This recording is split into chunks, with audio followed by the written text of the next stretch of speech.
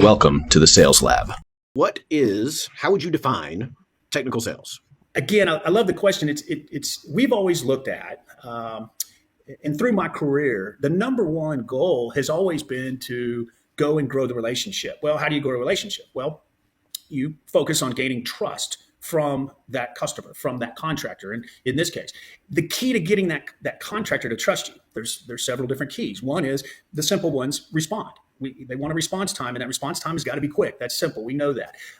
That customer wants to be provided job quotes on time, prior to their bid date. Those things are important. They want material at the job site at a specific time. But if you really want to gain trust with the customer, it's the knowledge you have. It's the knowledge you provide. It's the quick answers. It's the they trust you because you know the right answer when they call you. Again, none of us know everything. I'm still learning today after 30 years in this business.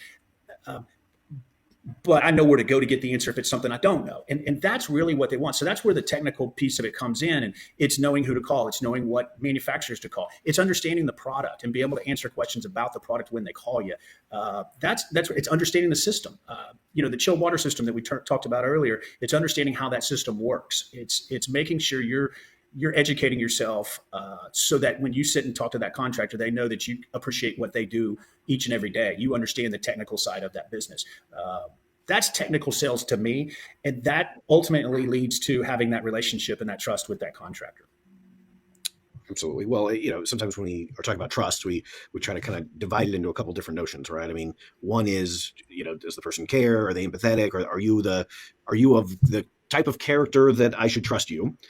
But that's not enough. That's important. But the other piece is, are you competent? Are you capable? Are you're going to, you want to help, you say you're going to help, you want to provide value.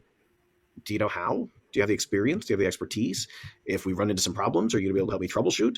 If you can't do those things, then it doesn't really matter if I think you're like a really good, kind-hearted person, that you really have my best interest in mind. The world is full of good intentioned people who are capable, right? So that's no good. So what I'm hearing is, you have the knowledge and the ability to deliver on the value that you're promising, right? Absolutely. And that's also what I heard when you're saying, you sell to the contractors, but then you show up to the job site after you've been awarded the business. Why? Well, because it's your thing on display, and you got to make sure that the value's delivered, right? That's correct. Absolutely. And I'll add, Willie, it's part of the reason why it's critical to myself, and it's a top philosophy for us, or it's probably the wrong word. What's the word I want to use? It's a top requirement in our business that our people that are in the early career stages, that they have a training from the ground up. They have a hands-on training. So as we bring people into our company, it's everybody, including myself. When I started, you start in the warehouse and you spend time in the warehouse so that you can learn the processes. You can learn how the product flows in and out of our warehouse so that you can start to learn the actual product and the features and benefits of those products. And today we have over 30,000 SKUs sitting in an individual warehouse. So it's critical that our people get that opportunity to be educated and trained properly, so that when they do move up and they do have, let's call it a customer facing role at that point, that they can speak intelligently with that customer about those features, about what the product, what it does, where it can help them. If you can take something to a contractor, this is the big thing about technical sales. This is probably one of the best answers I can give.